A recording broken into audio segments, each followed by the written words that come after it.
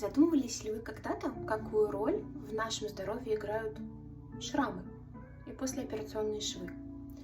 Казалось бы, каждый человек проходил через операцию, и никто никогда не обращал внимания на эти рубцы. Что происходит на самом деле? Во время полостной операции разрезаются все слои тканей: кожа, мышечный слой, фасции, внутренние органы. Когда это зашивается, все эти ткани стягиваются в один узел. Образовывается такой тяж, к которому стремятся все остальные ткани в нашем организме. Допустим, если вам удалили аппендицит в подростковом или детском возрасте, годам к 40 вы можете обнаружить, что ваше тело наклоняется в правую сторону.